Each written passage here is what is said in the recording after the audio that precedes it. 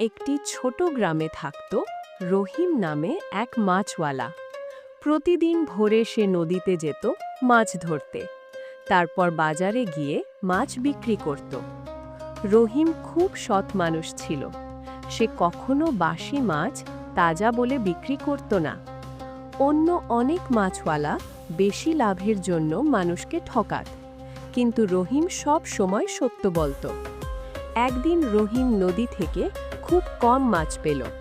তার সংসারে সেদিন খুব কষ্ট চলছিল।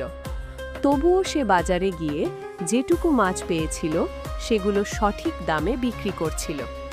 একজন ধনী লোক এসে বলল, তোমার মাছগুলো দেখতে তাজা না, কিন্তু তুমি যদি বলো তাজা, আমি বেশি দামে কিনব। রহিম একটু চিন্তা করল, কারণ তার টাকার খুব দরকার ছিল। কিন্তু সে বলল, না স্যার, এই মাছগুলো আজকের না, আমি মিথ্যা বলতে পারবো না। ধনী লোকটি অবাক হয়ে গেল। সে বলল, তুমি সত্যিই একজন সৎ মানুষ। আমি তোমার সব মাছই কিনব, আর ভবিষ্যতে শুধু তোমার কাছ থেকেই মাছ নেব। এরপর থেকে রহিমের ব্যবসা আরও ভালো চলতে লাগল। গ্রামের সবাই তার সততার জন্য তাকে ভালোবাসত।